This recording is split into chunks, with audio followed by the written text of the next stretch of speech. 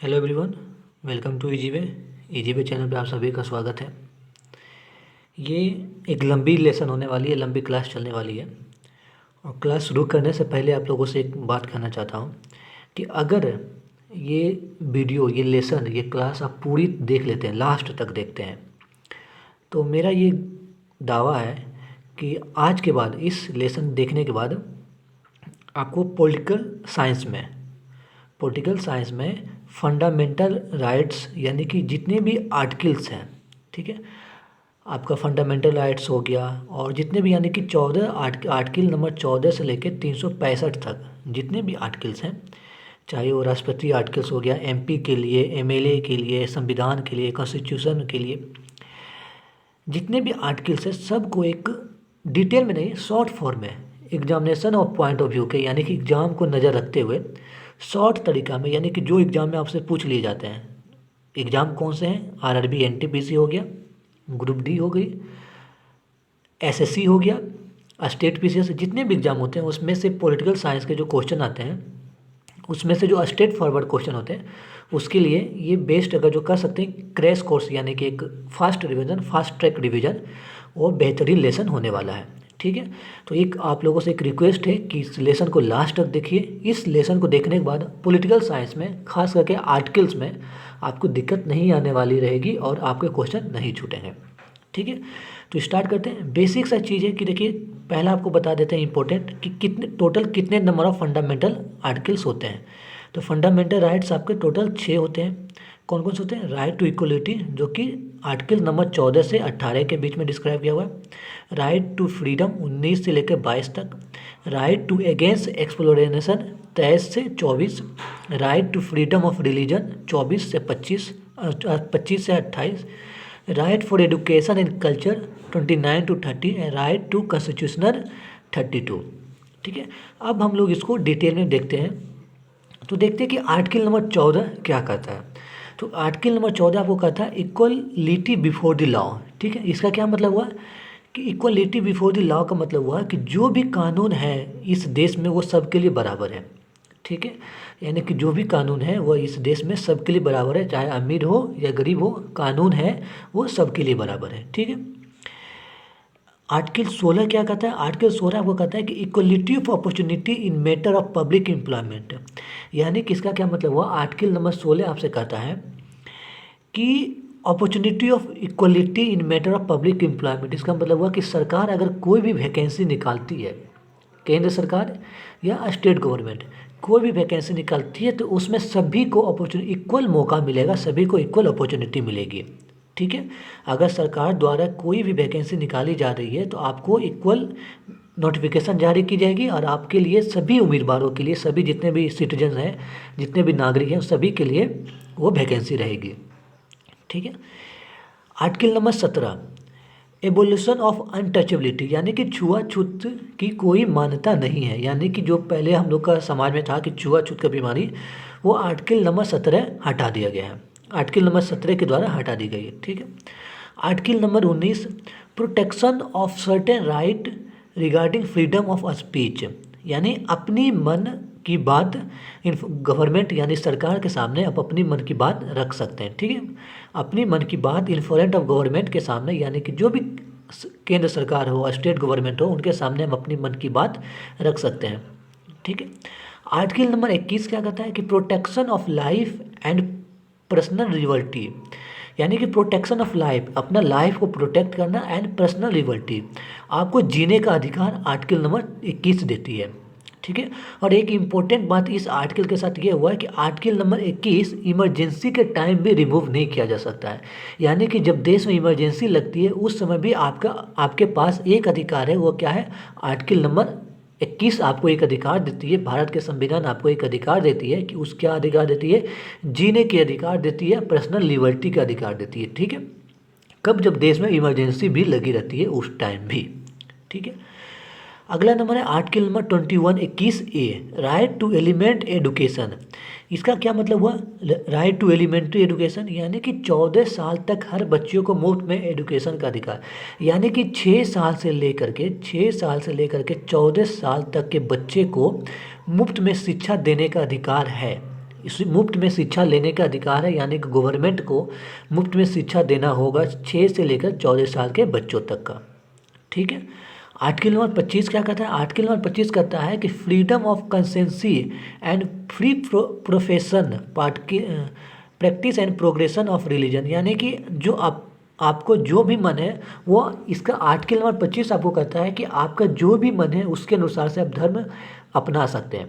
अगर आपका मन है तो हिंदू धर्म अपनाइए, अगर आपका मन है तो इस्लाम अपनाइए, रिलीजन क्रिश्चियन अपनाइए, जो आपका दिल करे आप अपने अनुसार से धर्म को अपना सकते हैं। आप पे ना कोई दबाव बना सकता है, ना ही कुछ कर सकता है ये, यानी कि फ्रीडम है, आपको धर्म अपनाने का फ्रीडम कौन देता है? आर्टिकल नंबर 25 आपको धर्म अपनाने का फ्रीडम देती है। अगला है आर्टिकल नंबर 30। आर्टिकल नंबर 30 क्या है? Right to minorities to established and administration educational institute, यानी कि इसका क्या मतलब कि आर्टिकल नंबर 30 आपको ये अधिकार देती है। किसको अधिकार देती है? माइनॉरिटीज़ को देती है, यानी कि जो माइनॉरिटीज़ में आते हैं, जैसे मुस्लिम हो गए, जो भी माइनॉरिटीज़ में आते हैं उनको ये अधिकार दिया जाता है।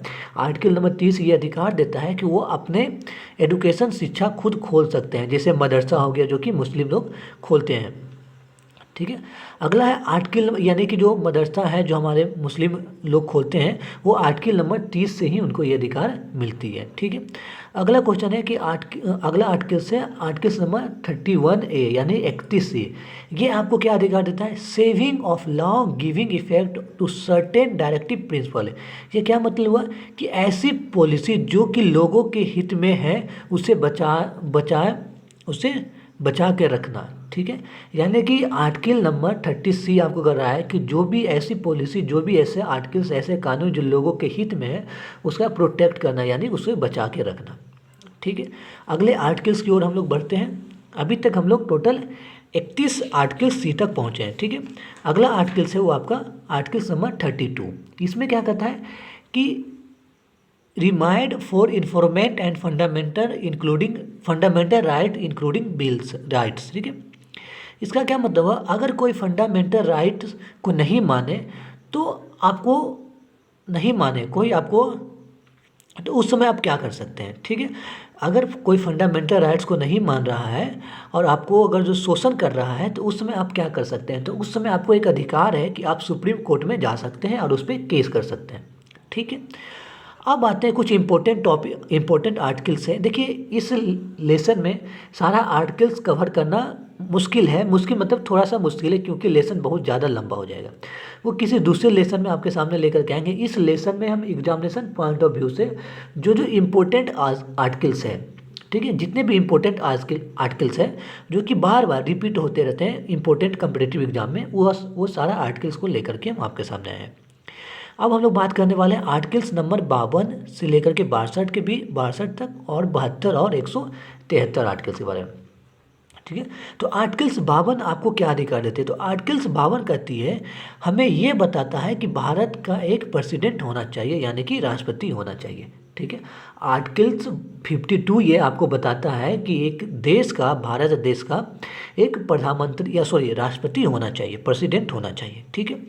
आर्टिकल्स 53 बताता है कि पावर ऑफ यूनियन, ठीक है, यानी राष्ट्रपति के पास इस देश को चलाने की शक्तियाँ होती है। ठीक है। यानी कि आर्टिकल्स 53 आपको क्या बताता है कि राष्ट्रपति के पास इस देश को चलाने की शक्तियाँ होती हैं। ठीक है। अगला है आर्टिकल्स नंबर 54। ये आपको बताता है कि इलेक्शन ऑफ प्रेसिडेंट, यानी कि जो हमारे देश में प्रेसिडेंट का इलेक्शन होगा वो किस प्रकार होगा, ये आपको आर्टिकल्स नंबर 54 बताता है। ठीक है। भारत का प्रेसिडेंट इलेक्टेड ही होगी, ठीक है, सेलेक्टेड नहीं होगी। भारत के प्रेसिडेंट के लिए चुनाव जरूरी होगा। ये कौन आपको बताता है? आर्टिकल्स नंबर 54 बताता है। ठीक है। आर्टिकल्स नंबर 55 क्या बताता है? इलेक्शन प्रोसीड, यानी कि जो राष्ट्रपति को चुनने के लिए इलेक्शन होगी उसका प्रक्रिया क्या होगा, प्रोसेस क्या होगा। तो प्रेसिडेंट के इलेक्शन होगा वो कैसा होगा, ये कौन बताता है? आर्टिकल नंबर 55 बताता है। तो इनडायरेक्ट इलेक्शन होगा या डायरेक्ट इलेक्शन होगा। ठीक है। आर्टिकल्स नंबर 56 ये क्या बताता है? ऑफिस टर्न, यानी कि जो हमारा राष्ट्रपति के कितने ईयर का टर्न होगा, ठीक है, टेन्योर होगा। तो ये राष्ट्रपति के कितने ईयर का टेन्योर होता है? 5 साल का टेन्योर होता है। तो ये आपको कौन बताता है? आर्टिकल्स नंबर 56 ये आपको बताती है। अगला है आर्टिकल्स नंबर 57, प्रोविजन ऑफ री इलेक्शन, यानी कि भारत का राष्ट्रपति री इलेक्टेड हो सकता है। इस आर्टिकल्स नंबर 57 क्या बताता है कि भारत का राष्ट्रपति री इलेक्टेड हो सकता है। री इलेक्टेड का मतलब क्या समझते हैं आप लोग? री इलेक्टेड का मतलब होता है बाबू कि एक ही व्यक्ति कई बार राष्ट्रपति बन सकते हैं। यानी कि अभी हम राष्ट्रपति हमारे कौन है? रामनाथ कोविंद जी, ठीक है। तो फिर से जब इलेक्शन होगा राष्ट्रपति का तो उसमें फिर से वो बैठ सकते हैं, फिर से लड़ सकते हैं और फिर से दोबारा उनको चुना जा सकता है, ठीक है। यानी कि one man make president different time, एक ही आदमी बार बार प्रेसिडेंट बन सकता है। ये आर्टिकल्स नंबर 57 आपको बताता है, ठीक है। भारत में एक व्यक्ति अनलिमिटेड टाइम्स प्रेसिडेंट बन सकता है, यानी कि भारत में एक व्यक्ति अनलिमिटेड टाइम्स प्रेसिडेंट बन सकता है। देखिए यूएसए में एक व्यक्ति 2 बार ही प्रेसिडेंट बन सकते हैं, ठीक है। लेकिन भारत में क्या है कि एक व्यक्ति अनलिमिटेड टाइम्स प्रेसिडेंट बन सकते हैं, ठीक है। आर्टिकल्स नंबर 58, आर्टिकल्स नंबर 58 क्या बताता है? क्वालिफिकेशन ऑफ राष्ट्रपति, यानी कि राष्ट्रपति की क्वालिफिकेशन क्या होगी। भारत का नागरिकता होना चाहिए, नागरिक होना चाहिए, आयु 35 साल होना चाहिए, अब बैंक करप्ट नहीं होना चाहिए। बैंक करप्ट नहीं होना चाहिए का क्या मतलब होता है? बैंक करप्ट नहीं होने का चाहिए, यह मतलब होता है कि कोई भी करप्शन ये सब के मामले में नहीं होना चाहिए। Articles number 59, nature of office, यानी कि ऑफिस का नेचर कैसा होगा। तो राष्ट्रपति किसी तरीके से कार्य कर सकते हैं, यानी कि राष्ट्रपति को कार्य करने का शैली क्या होगा, किस तरीके से कार्य करेंगे, ये कौन सा बताता है? आर्टिकल्स नंबर 59 आपको बताती है। Articles number 60, appointment of president, यानी कि जब राष्ट्रपति अपॉइंट किया जाता है तो वो शपथ क्या ग्रहण करेंगे, ठीक है। ये आर्टिकल्स नंबर 60 आपको बताता है, ठीक है। आगे हम लोग बढ़ते हैं, क्योंकि आर्टिकल्स नंबर 52 से लेकर 62 तक आपके राष्ट्रपति के बारे में, फिर 72 भी है और 43 भी है। आर्टिकल्स नंबर 61, आर्टिकल्स नंबर 61 आपको क्या बताता है? इम्पीचमेंट, यानी कि महाभियोग। ये क्या होता है कि प्रेसिडेंट को अगर हटाना हो तो उसके ऊपर इम्पीचमेंट सिद्ध करना होगा। इम्पीचमेंट सिद्ध करना का मतलब होगा कि महाभियोग यानी कि सिद्ध करना होगा, तभी आप राष्ट्रपति को हटा सकते हैं। Articles number 62, office filler term, ठीक है। यानी राष्ट्रपति का जो पोस्ट है वो मैक्सिमम कितने टाइम टेकन खाली रह सकता है। यानी कि आर्टिकल्स नंबर 62 आपको ये बताता है कि हमारे देश में जो राष्ट्रपति हैं उनके पोस्ट है वो मैक्सिमम कितने टाइम तक खाली रह सकता है। तो ये आप रह सकते हैं 6 मंथ तक आपको मैक्सिमम खाली रह सकता है। 6 मंथ से ज़्यादा आप राष्ट्रपति की कुर्सी को खाली नहीं रख सकते हैं, ठीक है। आर्टिकल्स नंबर 72, ठीक है। ये क्या बताता है? पर्दन पावर, यानी कि राष्ट्रपति की क्या पावर है। तो क्षमा दान करना, दान की शक्ति है, यानी किसी को क्षमा दे सकते हैं, किसी व्यक्ति को सज़ा कम करा सकते हैं, कम या ज़्यादा कर सकते हैं, और उसके डेथ पेनल्टी को माफ़ कर सकते हैं, ठीक है। Articles number 143, advice from supreme court. क्या मतलब हुआ एडवाइस फ्रॉम सुप्रीम कोर्ट? इसका ये मतलब हुआ कि प्रेसिडेंट किसी भी टाइम, भारत के प्रेसिडेंट किसी भी टाइम सुप्रीम कोर्ट से एडवाइस ले सकते हैं, ठीक है। ये अधिकार उनको कौन देता है? ये अधिकार उनको आर्टिकल्स नंबर 143 देता है कि भारत के राष्ट्रपति किसी भी समय सुप्रीम कोर्ट से एडवाइस ले सकते हैं, ठीक है।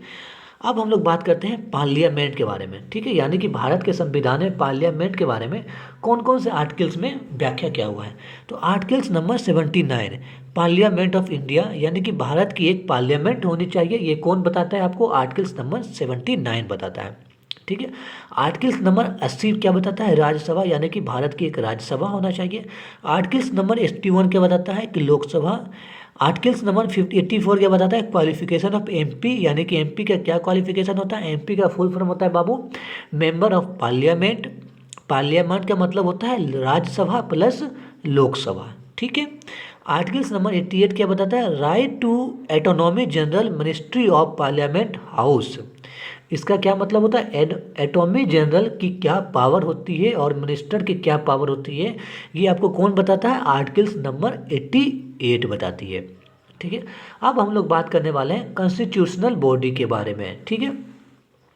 तो कॉन्स्टिट्यूशनल बॉडी के बारे में आर्टिकल नंबर 76 के में बताया गया है अटॉर्नी जनरल ऑफ इंडिया के बारे में। यह एक कॉन्स्टिट्यूशनल बॉडी है, ठीक है।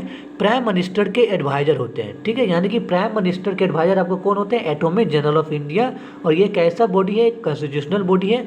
इसकी व्याख्या हमारे संविधान में आर्टिकल नंबर 76 में की गई है, ठीक है। Article number 165 advocate general of state. देखिए ये आपका सेंट्रल गवर्नमेंट के लिए, अब सीएम पीएम के लिए हो गया। सीएम के लिए कौन सा होता है? आर्टिकल नंबर 165 में व्याख्या क्या हो गया? Advocate general of state. ये क्या होता है? स्टेट के सीएम के एडवाइजर होते हैं, ठीक है। आर्टिकल नंबर 148 सीएजी से control and auditor general of India के बारे में बताता है। यह सीएजी क्या होता है? सीएजी यह होता है कि यह भारत का पहला ऑडिटर होता है, ठीक है। इसकी फंक्शन, इसका काम क्या है? इसका काम है कि सरकार के लेन देन का ऑडिट करना, यानी कि सरकार मान ले first audit officer of India होता है। इसका मतलब ये होता है कि सरकार किससे कितना पैसा ले रही है, कहाँ दे रही है, इस सब के बारे में हिसाब किताब कौन रखता है? सीएजी रखता है, यानी कि control and audit general of India रखता है, ठीक है। अगला आर्टिकल है वो आर्टिकल आपका है आर्टिकल नंबर 279A। ये बताता है goods and service tax counselling, यानी जीएसटी के बारे में बताता है, जीएसटी के काउंसलिंग के बारे में बताता है। तो बहुत ही इंपॉर्टेंट आर्टिकल से आपसे पूछ लिया जाता है, रेलवे में बहुत बार पूछ लिए जाते हैं या एसएससी के एग्जाम में कि जीएसटी है वो किस आर्टिकल के संशोधन में किया गया है। तो वो क्या गया? आर्टिकल नंबर 279A, ठीक है। आर्टिकल नंबर आपका हो गया 315। ये आपके किसके बारे में बताता है? ये आपके बताता है यूपीएससी के बारे में बताता है, ठीक है। आर्टिकल नंबर 380 ये किसके बारे में बताता है? फाइनेंस कमीशन के बारे में बताता है। आर्टिकल नंबर 324 ये आपको इलेक्शन कमीशन के बारे में बताता है। आर्टिकल नंबर 338 ये बताता है आपका union commission for scheduled caste and scheduled tribes के बारे में, ठीक है। इसका 3 पार्ट है। एक होता है आर्टिकल नंबर 338, ये आपको बताता है national commission for scheduled tribes. और ये आर्टिकल नंबर 338B ये आपको बताता है national commission for backward classes, ठीक है। ये आपका हो गया आर्टिकल्स। इसमें एक कुछ इम्पोर्टेंट और आर्टिकल्स है वो आपको बात करते हैं। आर्टिकल नंबर 224 ये आपको हाई कोर्ट फॉर स्टेट के बारे में बताता है। हर राज्य में एक हाई कोर्ट होना चाहिए। भारत में टोटल कितने हाई कोर्ट हैं बाबू? इसके आप आंसर कमेंट सेक्शन में बताइएगा कि भारत में टोटल कितने नंबर ऑफ हाई कोर्ट हैं, ठीक है। आर्टिकल नंबर 233 के इलेक्शन टू दी पंचायत, यानी कि पंचायती राज सिस्टम के बारे में बताता है। आर्टिकल नंबर 243 के, ठीक है। आर्टिकल नंबर 330 क्या बताता है? Preservation of seat for scheduled caste and scheduled tribes in house of parliament, यानी कि हमारे जो पार्लियामेंट है उसमें रिजर्वेशन ऑफ सीट एससी के लिए और एसटी कैंडिडेट के लिए reservation of seat in parliament of house, ठीक है। ये आपका आर्टिकल नंबर 330 बताता है। आर्टिकल 335 क्या बताता है? Claim of scheduled caste and scheduled tribes, ठीक है। आर्टिकल नंबर 448A बताता है protection and improvement of environment, ठीक है, यानी कि इन्वायरमेंट को प्रोटेक्ट करना और इम्प्रूव करना, ठीक है। आर्टिकल नंबर 270 ये क्या बताता था? जम्मू एंड कश्मीर को स्पेशल स्टेट की दर्जा दी जाती है, जिसको हम लोग अब हटा दिया गया है, रिमूव कर दिया गया है, ठीक है। नागरिकता हाँ देखिए अगला है आर्टिकल नंबर 35 से ये बताता है कि जम्मू एंड कश्मीर को कॉन्स्टिट्यूशन होना चाहिए, ये भी एक अलग कॉन्स्टिट्यूशन होना चाहिए, इसको भी हटा दिया गया है, ठीक है। अब कुछ बहुत ही इम्पोर्टेंट जिसको कहते हैं, इसको आप ट्रिपल स्टार दे सकते हैं। जो सबसे ज़्यादा इम्पोर्टेंट होता है वो क्या है कि कुछ आर्टिकल्स है जो कि सबसे ज़्यादा आर्टिकल्स इम्पोर्टेंट है, वो आपका है नेशनल इमरजेंसी, यानी कि 352। नेशनल इमरजेंसी किस आर्टिकल्स के अंतर्गत लगाया जाता है? तो 352। इसमें क्या होता है कि नेशनल इमरजेंसी तब लगती है जब कोई कंट्री हमारे कंट्री पे आक्रमण कर दिया, ठीक है। उसमें हम लोग उसमें राष्ट्रपति आर्टिकल्स 352 के तहत देश में नेशनल इमरजेंसी लगा सकते हैं, ठीक है। स्टेट इमरजेंसी आर्टिकल 356, यानी कि राष्ट्रपति शासन लगना, ठीक है। जब कोई राज्य सरकार संबंधित रूप से यानी कि संवैधानिक रूप से काम नहीं करता है, तब गवर्नर यानी कि स्टेट के गवर्नर राष्ट्रपति को इन्वाइट करेंगे और राष्ट्रपति शासन लगाने के अनुरोध करेंगे। तो राष्ट्रपति उस स्टेट में राष्ट्रपति शासन लगाएंगे आर्टिकल 356 के तहत, ठीक है, यानी कि राष्ट्रपति को अधिकार दिया जाता है आर्टिकल 356 के तहत कि वो किसी भी स्टेट में राष्ट्रपति शासन लगा सकते हैं जब उस स्टेट के गवर्नर उनको इनवाइट करेंगे। ठीक है, अगला आर्टिकल से ये फाइनेंस इमरजेंसी है, ये आर्टिकल 360 के अंतर्गत आता है। इसमें क्या होता है, जब कोई राज्य सरकार के पास या केंद्र सरकार के पास इतना भी पैसा नहीं रहे कि वो अपने कर्मचारियों की सैलरी दे सके, तब प्रेसिडेंट फाइनेंस इमरजेंसी डिक्लेयर कर सकते हैं। यानी कि प्रेसिडेंट के पास ये पावर है आर्टिकल 360 के तहत कि जब कोई राज्य सरकार के पास या केंद्र सरकार के पास इतना भी पैसा नहीं बचे कि वो अपने कर्मचारियों को पैसा दे सके, वेतन दे सके, तब राष्ट्रपति आर्टिकल 360 के तहत देश में फाइनेंस इमरजेंसी लगा सकते हैं। ठीक है, तो देखिए कितना सारा पावर हमारे राष्ट्रपति के पास होते हैं।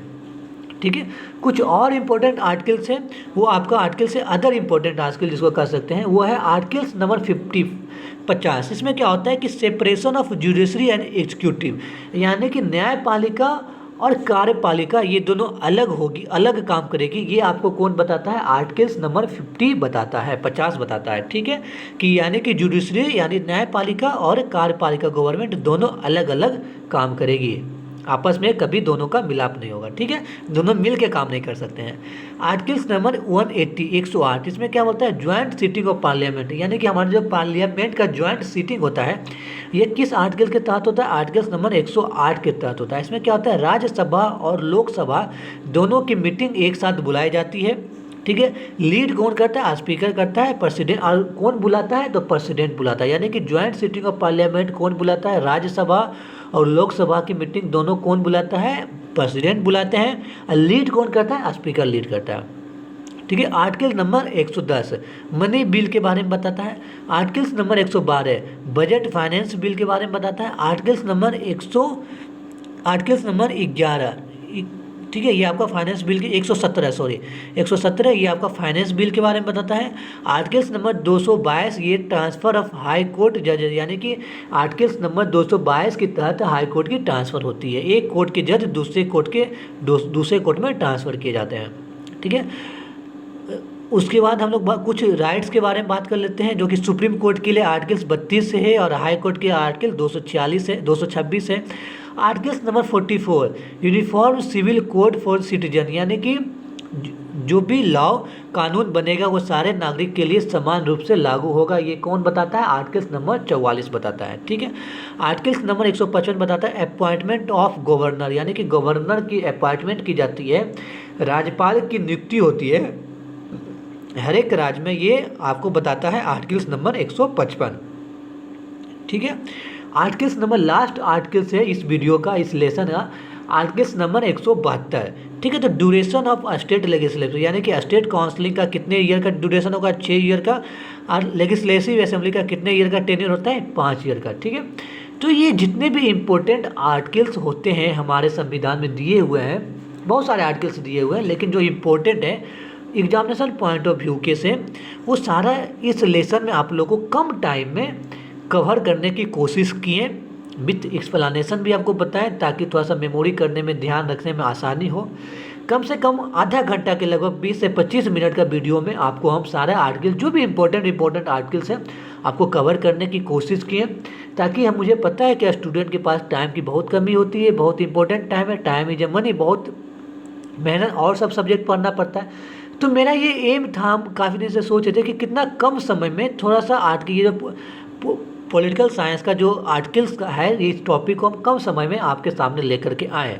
तो उसके लिए हम आपको तैयार किए, अपना नोट्स बनाए, इस जो बड़े बड़े डिटेल है उसको शॉर्ट फॉर्म में कन्वर्ट किए और अच्छे तरह से बेहतरीन ढंग से आपके सामने लेकर के आए। ठीक है, इतना मेरा मेहनत ये आपको कैसा लगा आप कमेंट सेक्शन में ज़रूर बताइएगा। अगर अच्छा लगा तो वीडियो को लाइक करेगा, साथ ही साथ बेल आइकन को दबा करके चैनल को सब्सक्राइब करके बेल आइकन दबा दीजिएगा, ताकि इसी तरह से वीडियो का नोटिफिकेशन आप तक पहुंच जाए। तब तक पढ़ाई करते रहिए, स्वस्थ रहिए। जय हिंद, जय भारत।